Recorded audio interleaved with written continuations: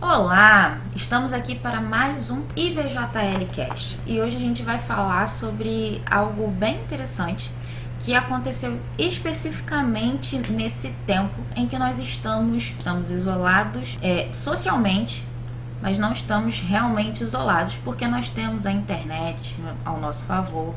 E aí, a partir da internet, nós temos um monte de coisas às nossas mãos. Uma dessas coisas que aconteceu nesse tempo especificamente foi o boom de lives que aconteceu nesse tempo, que está acontecendo nesse tempo. E hoje eu vou conversar com uma cantora e também psicóloga que eu conheci nos tempos de Cru Campus. Nós já falamos aqui sobre a Cru Campus. Se você não sabe o que é, volta no podcast anterior que a Tainá explica lá no que é a Cru Campus. Então eu apresento para vocês hoje Ana Heloísa. Olá, gente, tudo bom? Muito prazer estar aqui. Agradeço a Andréa pelo convite de estar com vocês nesse podcast. Então, Ana, conta pra gente, eu já falei, né, que você é cantora e também psicóloga, mas conta pra gente como que se deu essa fusão de profissões na sua vida. Tá, então, pra quem não me conhece, né, eu trabalho com música, né, eu sou cantora e compositora. Isso é uma coisa bem recente na minha vida. Na verdade, acho que nos últimos 4 anos, eu diria, foi que isso começou a de fato se concretizar, mas a música ela sempre esteve presente na minha vida, né? Antes mesmo de eu gravar, antes mesmo de eu compor, eu já gostava muito de ouvir música, de apreciar música e arte de modo geral, principalmente por causa da minha criação, assim. Eu não cresci num lar cristão, mas minha mãe, ela sempre gostou muito de ouvir música de maneira geral, né? Ela e meu pai me educaram ali nos princípios da moralidade cristã, né, da sociedade. Então, até eles, de fato, irem à igreja, entenderem minimamente o que era a palavra de Deus, isso foi um processo. Mas, assim, as grandes influências para que eu gostasse da música e me enveredasse para a música, na infância e adolescência, né, foi a minha mãe. Ela ouvia muito música de vários gêneros, vários estilos em casa, e eu cresci nesse ambiente. E a escola onde eu estudava também estimulava nesse sentido. Então, eu sempre estava participando de coisa de música, de teatro, de dança, artes visuais. Assim, teve uma época que eu gostava muito de desenhar, de pintar, de escrever. Então, eu fui bastante estimulada no meu ambiente escolar e no meu ambiente em casa a me inclinar para as artes mesmo, né? Quando eu era adolescente, foi quando de fato aconteceu a minha conversão aos 13 anos. E mais ou menos nessa idade, eu estava começando a aprender violão.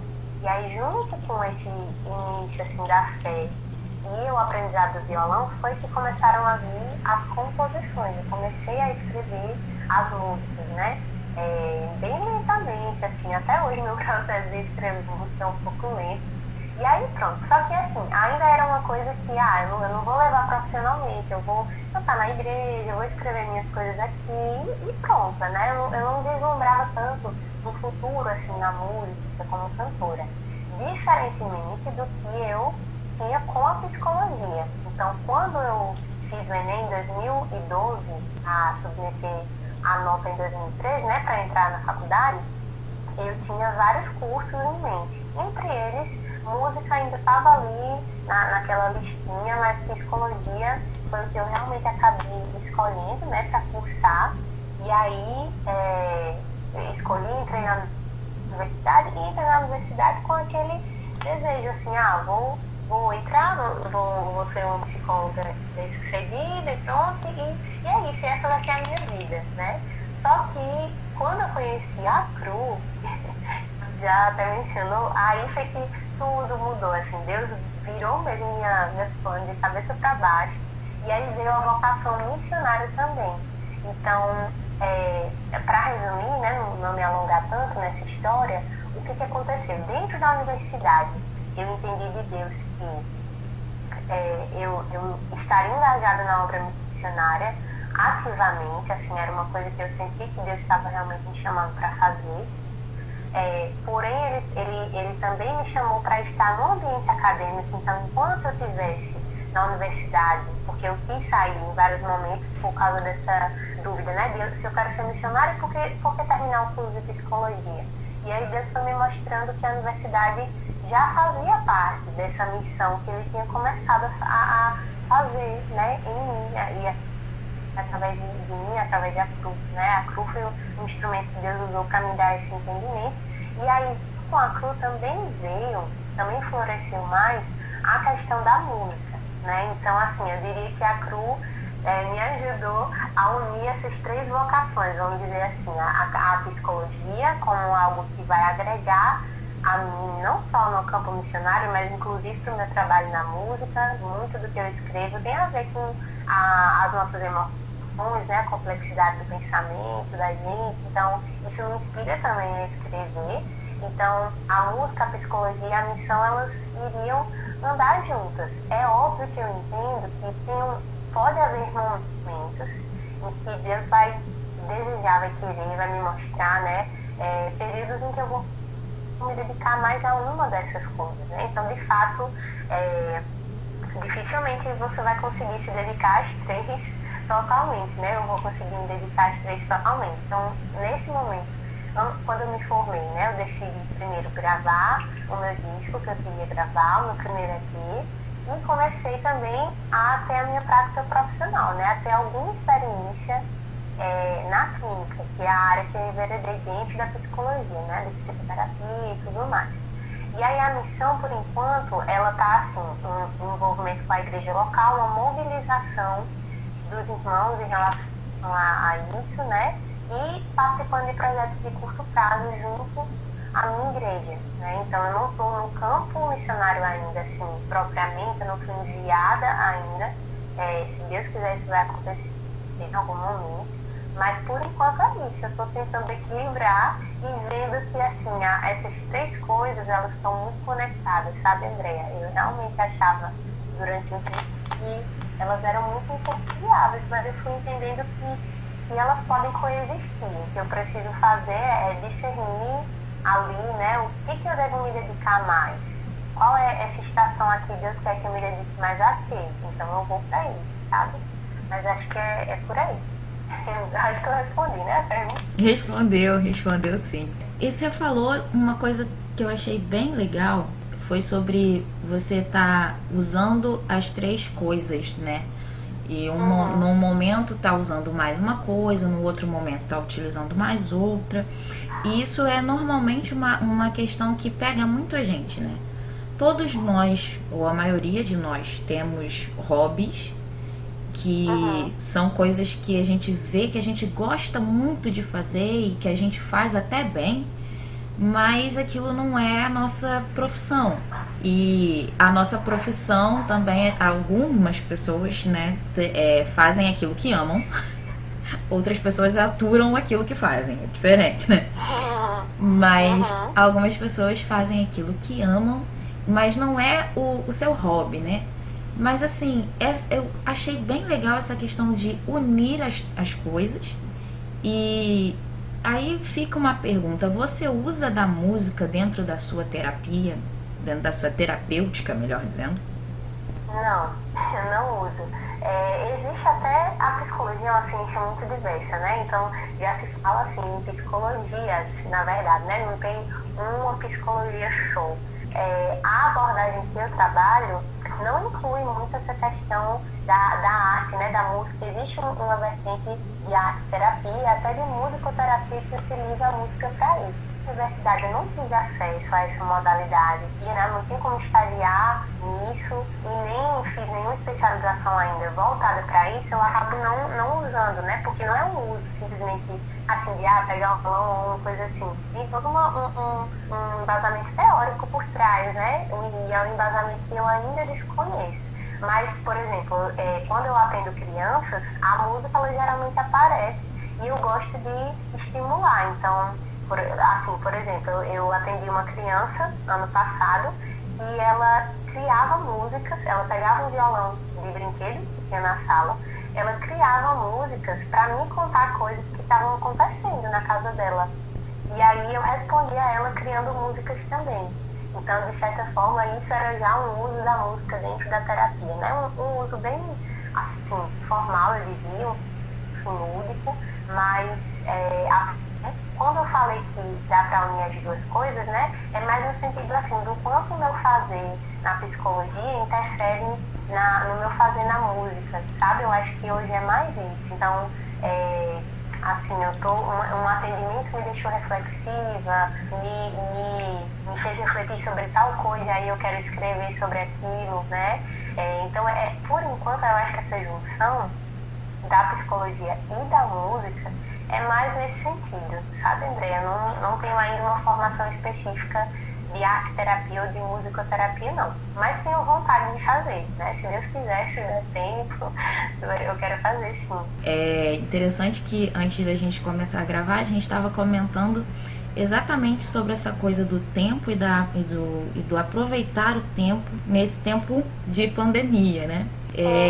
E eu queria que você repetisse para o pessoal que está ouvindo o que você me falou sobre a questão da produtividade e do tempo. Sim, então, essa coisa da quarentena produtiva, né? Foi uma coisa que surgiu muito no início da pandemia, né? Aquela coisa de assim, você tá em casa, mas aproveita para fazer um curso online, aproveita para aprender um instrumento, aproveita para fazer isso, para fazer aquilo. E aí, no início, eu achei esse movimento muito precipitado. Eu entendo que, às vezes, a produtividade pra gente pode ser uma espécie de escapismo, né? De fuga de alguma realidade difícil que a gente precisa encarar. Então, às vezes, está acontecendo uma situação ruim, a gente vai e se ocupa para esquecer aquilo. Então, eu acho que no início da pandemia houve um pouco isso, né? Essa coisa de, não, está acontecendo tudo isso lá fora, mas vamos seguir com a nossa vida aqui produtivamente e tudo mais.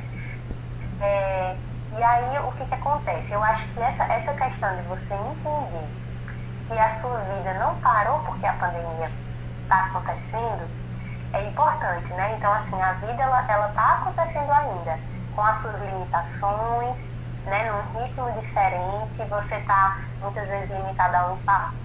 Primeiro, por conta de saúde, que a vida, ela tá acontecendo nesse ritmo diferente, né? Com essa limitação da gente ficar só em casa e ter que fazer tudo de casa, e isso traz um desgaste, traz um cansaço, né? Mas, ao mesmo tempo, talvez, e aí falando de fato assim como cristãos, né? Eu acho que a pandemia foi e ainda tem sido um tempo, precisa ser um tempo da gente tentar entender o que Deus está nos levando a pensar a partir dessas circunstâncias, né? Então Deus pode nos levar a pensar mais sobre como é que estava o ritmo da nossa vida, se a gente estava priorizando de fato o que deveria ser priorizado, se a gente estava priorizando o convívio com a nossa igreja local, que foi tirado de nós agora, né, o convívio presencial, e um tempo de lamentar, de chorar, né, assim, de dizer que a pandemia é uma realidade de si. Deus talvez esteja nos chamando para chorar com os que choram, né, não para ficar o tempo todo dizendo, eu estou protegido, tudo bem, mas talvez Deus nos chame justamente para lamentar, nos chame para, depois que fazer isso, se levantar e ajudar quem está precisando na medida do que a gente pode, né? Então a gente sabe que tem muita gente sofrendo, tem muita gente que sentiu mais rápido o baque da pandemia, né? Economicamente, financeiramente e tal. Então talvez seja esse momento de a gente se mobilizar também para fazer alguma coisa. Então acho que o resumo disso é assim, tem um tempo para a produtividade, a produtividade em si ela não é ruim. Agora a gente precisa ver por que a gente está sendo tão produtivo, qual é a motivação por trás, se é simplesmente uma fuga da realidade da pandemia, que eu sei que é difícil, ou se é de fato um movimento de não, isso está acontecendo, mas eu vou ver e quero entender de Deus assim, o que ele está me chamando para fazer agora. Eu acho que a gente precisa, eu preciso, né, todos precisamos nos perguntar isso, sabe, assim, está acontecendo a pandemia, mas Deus quer o que de nós agora? Como é que a gente vai seguir vivendo, né? Então é isso. Então tem que ter o cuidado com essa coisa da produtividade, que nem sempre ela é positiva, né? Às vezes ela pode ser muito ruim. E por falar em produtividade, você produziu durante esse tempo algumas lives, né? Falando sobre o seu caminho dentro da música, me ajuda aqui se eu esquecer, que era o nome do projeto era Trilha Sonora, correto? Isso. Como uma boa fã eu lembro o nome do projeto. Inclusive eu tenho que finalizar ainda, falta a última pra fazer. Eu fiquei aqui, eu acho que ela não terminou. Mas então aí, ó, pra vocês que estão nos ouvindo, ainda vai dar tempo de vocês assistirem a última. Vai sim. Depois eu vou deixar aí nos comentários o link pro Instagram da Ana Heloísa. E também pro EP, que é muito chique falar isso, gente, pro EP da Ana. Canções Peregrinas, um EP lindo. Mas voltando aqui, não tô puxando saco, tá, gente? É porque é realmente muito bonito. Pra vocês entenderem, são letras que realmente tem conteúdo bíblico, né? Uma coisa que tá faltando um pouco ultimamente. Mas são letras que têm conteúdo bíblico, tem uma levada boa e é um EP diverso dentro da brasilidade, assim, da nossa brasilidade. Se vocês não perceberam, a Ana não é carioca, tem um sotaquezinho diferente aqui. A Ana é de Natal, então tem uma coisa, tem uma pegadinha nordestina, assim, no EP dela, não só na voz, mas também na musicalidade. Mas voltando a falar do projeto Trilha Sonora, foi um momento em que você produziu lives, né? E conta pra gente como é que foi, assim, essa coisa de estar produzindo lives de dentro da sua casa, assim. Como é que foi pra você, enquanto artista, se aproximar do público através de uma câmera e não visualmente, né? Como é o normal, vamos colocar assim. Então, inicialmente, a ideia da live ela surgiu assim. Eu comecei a receber alguns convites para fazer lives pelo Instagram, pelo YouTube também rolou a live do Projeto Sola, né? Que os meninos fizeram, eu fiz uma participação também lá com eles. Chique, gente, muito chique. Eu tava assistindo, desculpa, eu te cortei assim eu tava assistindo a live do Projeto Sola, muito bem, e de repente eu de costas pra televisão e eu disse, peraí, eu conheço essa voz, eu conheço esse sotaque. Quando eu olho, tá a Ana Heloísa. Eu falei, como assim, gente? Que menina chique! No meio da live do Projeto Sola. Mas continua aí. Então, aí assim, com as pessoas me convidando, aí eu fui percebendo que assim, a live estava sendo alternativa, já que a gente não poderia ter encontros presenciais durante muito tempo, né? A gente não sabe quando é que vai poder de fato voltar. E aí misturou isso do tipo assim, tô sentindo que essa está sendo a necessidade da galera, assim, de interagir mais com os artistas, né? Com os cantores que eles conhecem e tudo mais. E junto com isso, com um desejo meu de cantar músicas que fizeram parte da minha trilha sonora, assim, da minha vida, né? Então, músicas que marcaram a infância, adolescência, até a idade adulta. E aí eu pensei, por que não compartilhar isso com as pessoas, né? Vai que o que eu escutava, que eu achava super estranho ou desconhecido, por exemplo, alguém gosta, alguém se identifica com aquela música mais lá do B de Sandy Júnior que não estourou nas paradas, mas que alguém pode gostar, né? E aí pronto, aí eu fiz uma lista de vários artistas e fui escolhendo, né? E aí eu me propus a fazer 10 lives, cada live cantando as minhas preferidas de um artista que eu escolheria naquela semana. E na mesma semana eu postava um cover da música mais votada pelas pessoas para eu gravar completo. Porque nem sempre eu conseguia cantar todas as músicas que eu colocava, né? Completas, porque o Instagram só faz 1 hora de live e eu não queria que passasse de 1 hora. Então era uma live assim, simples, né? Assim, eu ligava meu celular, dava uma ajeitada aqui no quarto, né, levemente, e fazia live, né? Interagia com as pessoas, deixava lá livre para elas comentarem e ia conversando e cantando.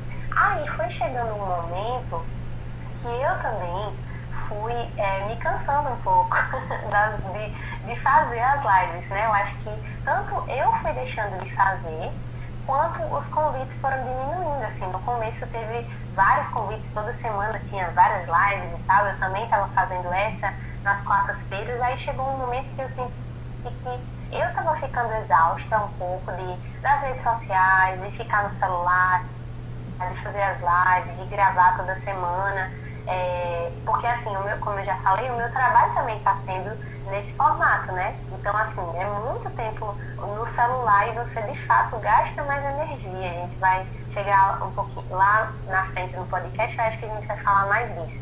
Mas assim, resumidamente, quando chegou assim na 9ª live que eu gravei, que eu fiz, que foi até a live de Daniela Araújo, eu não gravei o convite, mas vou gravar. Estamos esperando. Várias coisas foram. E depois, assim, muitas notícias difíceis. E uma vez, então, alguém conhecido estava doente, ou com o familiar doente, fulano morreu e tal. Uma amiga minha de infância perdeu a mãe de uma forma muito brusca. Não foi de Covid, mas foi de uma forma muito inesperada. E aí, assim, teve uma semana que eu não estava mais aguentando olhar para a tela do celular, para a rede social, nem nada. E eu senti nesse momento que eu precisava descansar e que tinha saturado um pouco, né, essa coisa das lives. A minha percepção agora, hoje nós estamos gravando dia 8 de julho.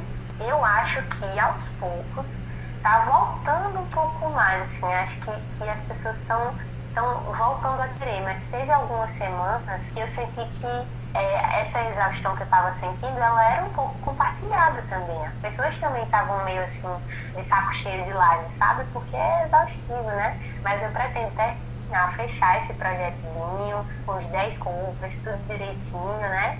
E mais pra frente, o segundo semestre, vem outras coisas aí, se Deus quiser. Mas eu acho que é isso, vamos estourar a minha saga com as lives. Já tem até um próximo projeto fechado, olha aí que coisa interessante. Eu tava achando que essa coisa da exaustão de tela, eu tava achando que era uma coisa minha, assim, porque eu cheguei num momento que eu não aguentava mais ver live, assim. Primeiro que eu não tava conseguindo assistir nos horários, tipo, não tava conseguindo assistir ao vivo. Eu tava pegando pra ver depois, porque eu não tava conseguindo ver naquele horário, que normalmente a galera pega ali o horário de 8 horas pra depois, e aí já é um horário que não tá ficando assim muito legal pra mim. Meu cérebro já não tá assim muito baladeiro, vamos dizer assim. Ele já não tá querendo cantar e dançar, assim. Ele já tá querendo ir descansando. E aí eu tava achando que era uma coisa minha, né? E agora já acabei de perceber que não, que isso aconteceu, assim, um pouco mais, de uma forma mais geral. E nesse tempo, é um tempo que eu tenho também não estado tão frequente nas redes sociais. Nesses momentos a gente começa a perceber que o que a gente sente não é só a gente que tá sentindo, né?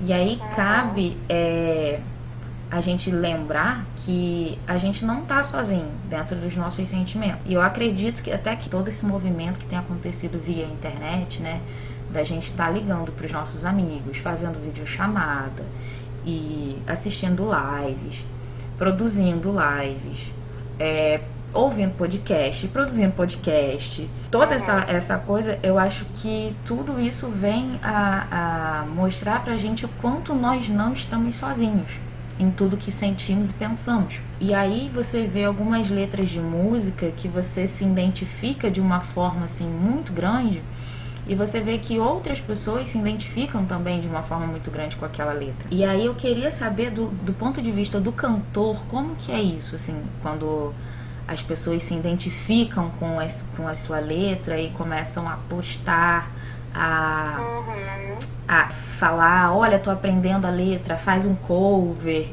e te marca, essas coisas assim. Como é que é isso pra quem compõe, pra quem interpreta essa canção? Qual é o sentimento que passa? Nossa, eu acho que é um sentimento de muita gratificação pelo seu trabalho, porque o meu medo, assim, ao mostrar uma música nova que eu fiz, ou as músicas que eu gravei mesmo, né, bem no início, um dos receios era justamente esse, essa coisa de as pessoas vão escutar, elas vão se identificar, elas vão entender o que eu estou dizendo, assim, elas vão se conectar com essa arte, com essa música, porque assim, se você faz uma arte vazia nesse aspecto, uma arte assim só pra você, eu acho que é complicado, eu acho que não atinge o objetivo da arte, né? A arte é muito um transbordamento do que a gente está vivendo. Então, quando o artista grava uma música, ou pinta um quadro, ou escreve um texto, ou grava alguma coisa que ele quer falar, né? Grava um vídeo falando, colocando ali sua opinião, enfim. Ele está fazendo isso para compartilhar, né? Então, quando eu vejo as pessoas compartilhando, é muito surreal. Eu agradeço muito a Deus, assim, porque é isso que vale a pena, né, Andréia? E assim, eu sou eu pertenço assim a um nicho, se é que eu posso falar assim, que não é um nicho dos grandes artistas cristãos. Então, eu não sou um artista gosto, ligado a uma gravadora, e eu consigo me manter disso. Eu não estou nesse lugar hoje, né? E nem sei se eu quero estar nesse lugar um dia. Então, eu sou, junto com outros amigos, né, que andam juntos, a gente anda junto, o pessoal do Candeeiro, nós somos artistas locais, independentes, que, graças a Deus, a gente tem tido uma certa repercussão, né? Só que para muitos pode ser uma repercussão pequena ainda, mas para a gente é muito valioso, principalmente quando a gente vê nossos irmãos nordestinos validando essa arte que a gente está fazendo, quando a gente vê pessoas de outros lugares também olhando e dizendo, olha, no Nordeste tem uma cena muito legal acontecendo, a gente fica feliz quando uma música nossa é cantada na igreja, quando alguém posta um cover, particularmente quando eu vejo missionários compartilhando minhas músicas e dizendo que Deus falou através daquela letra, que aquela letra teve tudo a ver com a história dele. Eu acho que isso é o que mais nos gratifica, né? Não é tanto o número ou o alcance desse trabalho, mas assim, em quem ele chega e como esse trabalho chega, né?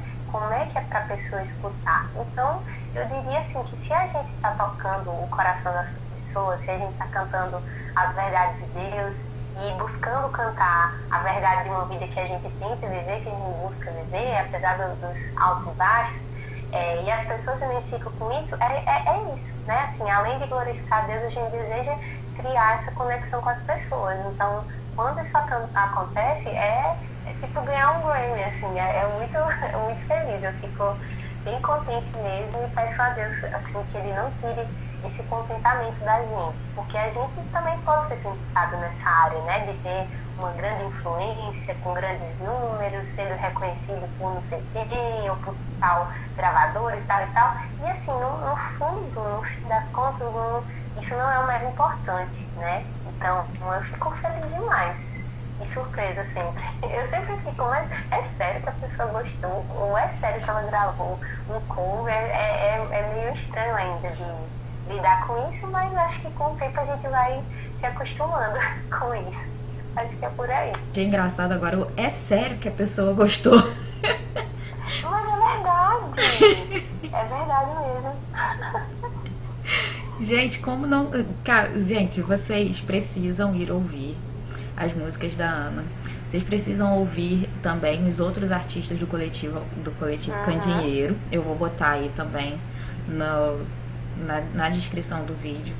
É um coletivo, é uma galera assim que dessa galera toda eu só conheço pessoalmente a Ana, por causa da Cru, mas assim, a galera realmente escreve, é Bíblia, assim, é uma coisa realmente que tá faltando ultimamente, assim. São coisas que realmente tocam, são coisas que falam com você, fala-se do dia a dia, fala-se da realidade em que vivemos. Então não é uma coisa assim, então tá falando só de Bíblia. Não, fala da sociedade também, fala das coisas cotidianas de uma forma mais leve, ou chama atenção para uma questão cotidiana que a gente passa despercebido muitas vezes, porque o nosso cotidiano é muito louco, muito corrido. E até eu vejo ultimamente nas redes sociais essa coisa de chamar atenção para aproveitar esse momento de pandemia para a gente diminuir o nosso ritmo, no sentido de cuidar mesmo, né, da gente, da nossa cabeça, do nosso corpo, porque a nossa vida é muito corrida, muito estressante. E aí a gente precisa de um momento pra gente, um momento aí entre nós e Deus. Cara, o coletivo Candeeiro tá aí pra isso. Pra ajudar para ajudar nesse momento seu de introspecção, de entendimento. A galera fala com você, assim, eles conversam com você através das músicas. É isso aí. Dos seus amigos lá do coletivo, quem mais fez live? Teve o Norton Pinheiro, ele fez 2 lives pelo YouTube mesmo. Jurinho também, de Tia Lica fez, deixa eu ver quem mais. O Marco Teles, ele sempre é chamado, geralmente as lives com o Marco são muito para ele falar sobre o tema de arte e cultura, né, arte e cristianismo, porque ele escreveu um livro, ele tem escrito, né, produzido um conteúdo nessa direção, assim, do que é a arte cristã e a música cristã no Brasil hoje. Acho que todo mundo, quase todos os artistas do coletivo, se não todos, a gente participou de lives, a gente fez nossas próprias lives também. No segundo semestre vai ter algumas novidades do coletivo mesmo, então novos lançamentos, coisas rolando lá pelo Instagram, pelo Twitter. Então você que está aí nos escutando, fique ligado nas redes do Coletivo Candeeiros, que vem novidade por aí, se Deus quiser, vem muita coisa boa. Já fiquei animada de novo. E aí, pra quem tá em casa, tá doido pra sair, que já não aguenta mais, né? Que tem uma galera que tem um problema sério em ficar em casa, né? Aí a pessoa tá acostumada a sair e assistir um show, tal, e aí nesse meio tempo, caramba, como é que faz? Porque não pode sair, não tá tendo show. Coisa maravilhosa pra essa galera. O YouTube e o Instagram lotado de lives, quebrando a internet, muitas vezes, literalmente. Eu queria que você comentasse, Ana, um pouco sobre a questão psicológica, né, dessa interação virtual com o artista. Você também tem aí seus artistas que você admira, e como é que é do outro lado, né, do lado de quem tá assistindo, como é que é isso, como é que é essa questão psicológica? Então, eu acho que assim, as redes sociais, elas revolucionaram muito a forma como as pessoas, de modo geral, interagem, né? As pessoas comuns, no sentido de pessoas que não estão no meio artístico necessariamente, né? Então, assim, o contato entre nós já mudou, né? O contato com a nossa família, com nossos amigos, com pessoas que estão longe, né? E aí, quando você vai para a relação da pessoa com o artista que ela admira, isso mudou muito, né? Então, com os stories, o artista mostra o que ele está fazendo, o dia a dia dele. Com as lives, ele tem aquele contato ali à distância, porém que aproxima, porque você está vendo a pessoa em tempo real. Então, psicologicamente, isso de fato nos traz a noção de presença, de que a pessoa está ali com a gente, né? E de fato tem sido quase que o refúgio da gente para lidar com a solidão, com a saudade das pessoas que gosta, ou daquele artista que a gente tinha comprado o show para ver e não vai dar para ver agora, né? Então, assim, psicologicamente, a internet, ao mesmo tempo que ela tem um grande potencial, assim, de nos alienar da realidade, então, realmente, se a gente deixar, se a gente tiver um uso abusivo, vamos dizer assim, de rede social, de celular, né? A gente precisa estar muito vigilante com isso. Se a gente tiver esse tipo de uso, a gente pode ficar alienado da realidade ao nosso redor, como se só aquela realidade virtual importasse. E isso é extremamente perigoso. Eu acho que é o grande perigo, assim, da internet, por ela ser muito atrativa, cheia de coisas para se entreter, né? Você pode customizar a sua vida ali no Instagram, então você escolhe o que postar, como postar, de que ângulo, qual filtro você usa, o que você diz, o que você não diz. Então é uma vida recortada, né? A internet, ela mostra um recorte das coisas, um recorte da vida. Só que às vezes a gente tem a ilusão que mostra tudo.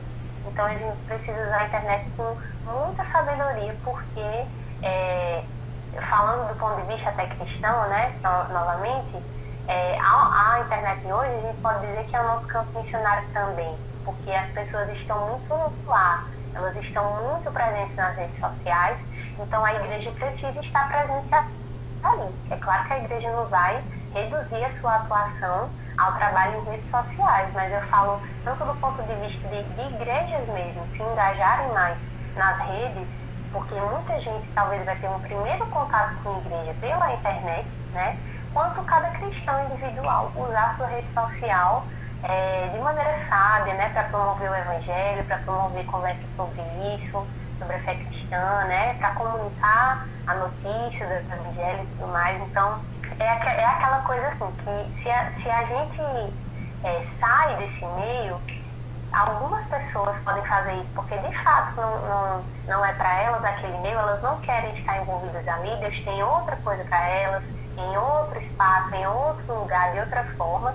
Mas muitos cristãos que estão na internet hoje precisam ver a internet como essa grande oportunidade de mostrar as verdades de Deus, né? Então a gente precisa estar lá porque as pessoas estão lá. Só que a gente tem que ter esse cuidado de não viver só lá, de esquecer da vida presencialmente, né? Então, porque é isso, a internet, as lives, as stories, as redes sociais trazem essa ilusão de presença, de que a pessoa está ali com você, de que você tem uma companhia, e isso, em certa medida, é muito ilusório, né? Então a gente tá se valendo disso agora, porque é o caminho que a gente tem. Então, nesse momento de pandemia que a gente vive, a gente precisa entender que é esse o contexto, que o melhor contato é a distância mesmo, né, por internet. Mas a questão é, quando essa pandemia passar e aos poucos as coisas forem voltando, né, presencialmente, como é que a gente vai encarar o contato com o outro, né, o olhar o olho do outro, conversar com ele, sentar para escutar, sem ficar olhando se tem mensagem no celular, sabe? Então, de fato, psicologia, neurociência, internet e redes sociais é um diálogo assim muito, muito, muito extenso, né? Que responde coisas como, por exemplo, por que a gente fica tão viciado em determinada rede social, o que há por trás disso, né? Não só o que há por trás assim do nosso coração ao fazer uso daquela rede social, mas o que há por trás da própria rede social para nos prender ali, né? Então, assim, é um assunto super, super extenso, mas, focando no que você perguntou, de fato, as redes sociais, elas dão, sim, essa sensação de presença, de que aquele artista que a gente segue, ele é nosso amigo quase, a gente conhece ele, sabe tudo sobre ele, porque ele posta um monte de coisa, né? Então, traz essa ilusão da proximidade, que às vezes pode ser verdade, você pode conhecer, de fato, uma pessoa ali, e às vezes pode ser muito mentirosa, né? Então a gente precisa saber dosar, assim, perceber essas coisas. Eu queria, Ana, que você comentasse agora um pouco mais sobre a questão do tempo de tela, né? Você já comentou sobre duas vezes sobre isso, em falas diferentes suas. E eu queria que você ocupasse agora esse espaço para falar sobre isso, assim, tempo de tela, o que isso mexe. E aí, tela, gente, deixa eu ampliar aqui. Computador, celular, televisão, tablet. Hoje tudo nosso tá ligado à internet. Então, quando eu digo tempo de tela, eu tô querendo dizer da gente ficar aqui num mundinho virtual, como a Ana falou, um recorte da vida, né? Eu queria que você comentasse mais sobre isso. Então, sobre essa questão das telas, né? Tem aquela série da Netflix, Black Mirror, que tem alguns episódios dessa série que eu acho muito, muito emblemáticos e muito, assim, do nosso tempo mesmo. Um desses episódios é um episódio chamado Queda Livre, que basicamente é um episódio em que uma moça, ela vive num sistema em que as pessoas se classificam nas redes sociais, e essa classificação dá direito, é como se fosse um crédito social. Se você tem 5 estrelas, você tem acesso a muitas coisas, inclusive assim, a trabalho, comida, viajar, só que quanto mais a sua pontuação cai, mais coisas você vai perdendo, né? Nossa. E aí existe uma coisa, não sei se você já viu, Andréia, esse episódio. Você já viu? Não vi. Pois eu recomendo que tu veja. É um bom episódio, assim, dessa série pra falar sobre esse assunto, das telas, das redes sociais e tudo mais. Então, assim, eu não sei se agora eu posso dar um spoiler do episódio.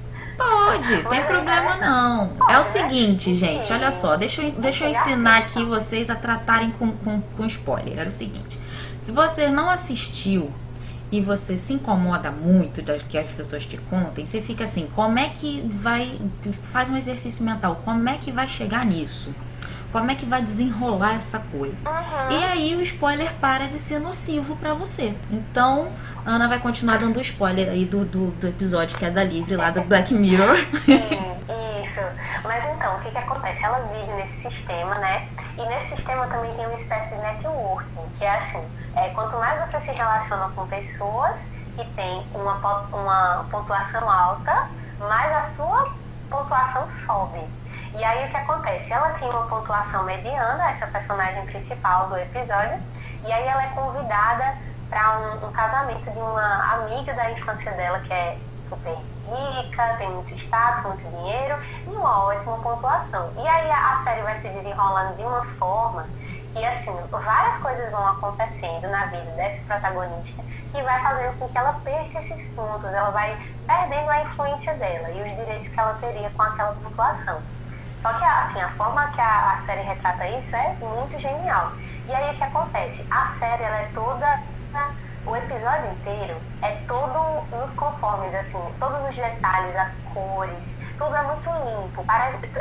Tudo é tão limpo que chega a ser artificial, entende? Aquela coisa assim, aquele mundo meio Barbie mesmo, assim, nada, não tem nenhuma sujeira, nada de errado acontece, tá tudo ocorrendo ali direitinho e tal. E aí chega um momento, no final do episódio, que você descobre que as pessoas, elas tinham uma espécie de tela, elas usavam uma espécie de lente de contato, que era como se fosse a tela, uma extensão da tela do celular delas. Então você poderia ver, você poderia, entre aspas, conectar o seu celular no seu olho e o seu olho via o que você estava vendo no celular, tá entendendo? Uau! Como se fosse uma coisa assim bem louca. E aí, essa tela, essa lente de contato, também mudava a forma que as pessoas enxergavam a realidade. Então é como se a realidade que elas viam parecia a realidade dessas redes sociais, tudo muito perfeito, tudo muito quadradinho, muito limpo e tal. Quando acontece uma coisa na série, que isso eu não vou contar, tem que assistir, mas ela tem essa lente de contato retirada. Tiram essa lente dos olhos dela, e aí a cena mais emblemática desse episódio pra mim é quando ela tá num lugar lá e ela olha e ela começa a ver uma poeira descendo, o reflexo da poeira descendo na luz. E ela fica maravilhada com aquela cena, porque ela nunca tinha visto aquilo. Gente! Ela nunca tinha visto as nuances da realidade. O que eu quero dizer com tudo isso? Por que eu tô dando esse pano de fundo? Porque às vezes eu acho que é exatamente o que acontece com a gente quando a gente fica muito tempo vidrado nessas telas. Então, primeiro que a gente começa meio que a idealizar a realidade, a não reconhecer mais o que está ao nosso redor, a realidade que de fato está ao nosso redor. A gente começa realmente a ficar meio cego para isso, né? E aí, o que acontece com a gente do ponto de vista psicológico e neurológico, né? Existe, primeiramente, a exposição da luz. Então, a luz, ela por si só já deixa o nosso cérebro mais ativo do que ele deveria estar. Então, se a gente, de manhã até de noite, fica na tela do celular, o nosso cérebro ele demora mais para descansar, a gente demora mais a dormir, a gente pode desenvolver problemas de sono, né? Então, precisa alternar esse uso das telas, né? Para além disso, existe a quantidade de informações, que aí eu acho que é uma das coisas mais perigosas, né? A internet ela é muito dinâmica, ela é cada vez mais rápida, a gente parece que tem cada vez mais redes sociais, né? Então, se antes era só o Orkut, agora é Facebook, Twitter, Instagram, aí tem o WhatsApp, aí tem o TikTok, aí tem o Telegram, aí tem o sei o quê, tudo de uma vez. Tem o seu e-mail, tem o seu YouTube, Spotify, enfim, tem muita coisa. Parece que a nossa vida começa a se concentrar nesse aparelho, né? E aí o que acontece? A gente passa o dia inteiro consumindo mais informação do que o nosso cérebro tem real capacidade de processar. Então, por exemplo, uma vez eu li um texto que falava sobre... Era um texto sobre dicas de como ler bem, de como ler melhor. E uma dessas dicas era ler menos. E aí, nesse tópico sobre ler menos, o autor era até um autor cristão, ele falava assim que, sem perceber, você pode até dizer assim, faz tempo que eu não leio um livro, faz tempo que eu não leio nada. Mas se você fica o dia inteiro lendo mensagem no WhatsApp, texto no Instagram, tweet de não sei quem que você segue, você já passa o dia inteiro lendo. Você só não percebe isso e você não tem e você às vezes esquece aquilo que você lê, de tão rápido que são as informações, né? Então, o que tudo isso acarreta, né? Além dessa desconexão com a realidade, além desses problemas de sono, problemas de relacionamento que podem acontecer também, né? Assim, tipo, a gente se aproxima de quem está virtualmente com a gente, se distancia de quem está próximo, a gente corre muito esse perigo. E aí tem essa, por último, eu acho que eu colocaria essa questão assim, do quanto é ansiogênico e depressor você fazer uso de telas o tempo inteiro. Porque a quantidade de informações deixa o seu cérebro realmente ansioso e deixa o seu cérebro deprimido também, de certa maneira, porque ele fica realmente cansado e você começa a se desajustar, o seu corpo começa a se desajustar, né? Porque você de repente não tem praticado um exercício, não tem lido um livro de papel, não tem conversado com pessoas reais. Então tudo isso, que são coisas que deveriam fazer parte do nosso cotidiano, da nossa vida, tudo está sendo capturado por essas telas. Para você ter noção do quanto isso atinge as crianças, por exemplo, né? É muito comum a gente ver as crianças hoje querendo ficar no celular ou tablet do que elas querendo brincar umas com as outras, ou querendo brinquedos. E aí, às vezes, a gente olha para as crianças e critica, né? Do tipo, no meu tempo eu brincava de não sei o que e tal. Mas, assim, é a gente que está fazendo com que as crianças vivam assim, porque é a gente que está vivendo desse jeito. Então, assim, quando você para botar na balança, Andréa, é como se o custo-benefício fosse muito complicado mesmo de calcular, porque tem muitos malefícios que a internet pode causar. Então, o que a gente precisa, eu acho que pode nos ajudar é, assim, estar consciente desses males que esse uso excessivo das telas nos causam e, então, começar a retirar aos poucos da nossa vida, né? Assim, se você não retira totalmente, por N questões, porque você trabalha nisso, ou porque você se comunica com as pessoas muito por causa disso, mas a gente precisa saber dosar realmente, né? Como eu já disse, um tempo de pandemia é um tempo assim, é uma exceção à regra, mas quando as coisas voltarem ao normal, se a gente se acostumar a fazer tudo remotamente, aí a gente vai perdendo a nossa humanidade quase, né? A gente vai perdendo aquelas coisas que são mais caras pra gente e que a gente começa a trocar pelas telas, pelo entretenimento, pelo controle, né? Acho que uma última coisa, então, que eu pontuaria é que as telas nos dão essa ilusão do controle também. Por exemplo, eu escuto Spotify, né? Só que eu não tenho Spotify Premium. Aí eu sempre escuto os anúncios. E aí tem um anúncio que fala assim, a moça fala algo do tipo assim, pra que esperar tanto? Você tá no controle da situação, com o Spotify Premium você pode pular quantas vezes você quiser e não sei o que, não sei o que. Então, assim, gera essa ilusão de que, quando eu tiver Spotify Premium, eu não tenho nada contra quem tem, tá? Até gosto. Mas é aquela coisa assim, quando você está no controle porque é você que pula as músicas, é você que escolhe, é você que twitta o que você quer, é você que segue o que você quiser no Instagram. Só que isso se torna falacioso quando você percebe que essas redes sociais é que começam a te controlar. É elas que começam a ditar o jeito que você vive. Então você não está controlando elas, você está sendo controlado, entendeu? Então, por isso que a gente tem que usar com muita sabedoria e servir para que as redes sirvam aos nossos objetivos, não a gente sirva aos propósitos dessas redes. Você está me entendendo? Sim, e inclusive eu fiquei muito impactada aqui com algumas coisas que você pontuou. Mas realmente eu fiquei muito impactada com essa frase de uma forma de você ler mais é você ler menos. Porque com mais qualidade, né? Ler menos mesmo. Eu fiquei assim bem impactada, porque realmente o tempo que a gente tá no celular, a gente podia estar com um livro físico na mão, e aí você tá com a atenção totalmente voltada para o livro físico, porque quando a gente tá com o celular na mão, a gente, vou ler aqui, o livro tá aqui no PDF, né, um e-book, e eu vou ler aqui, beleza, mas... E aí vai chegando notificação disso, daquilo outro, e aí você vai, peraí, deixa eu só responder fulano, peraí, deixa eu só ver não sei o que, peraí, deixa rapidinho eu ver esse e-mail que é muito importante. E aí a gente se perde, daqui a pouco você não sabe nem que linha que você tava mais, e vai embora, né, a mente vai embora. a gente aprende imitando, né, Andréa? Não tem como a gente Sim. fugir disso. Às vezes, eu acho que a grande falácia também da nossa geração é essa coisa de assim, você precisa ser autêntico, você tem que ser original, você tem que ser novo, fazer alguma coisa nova e tudo mais.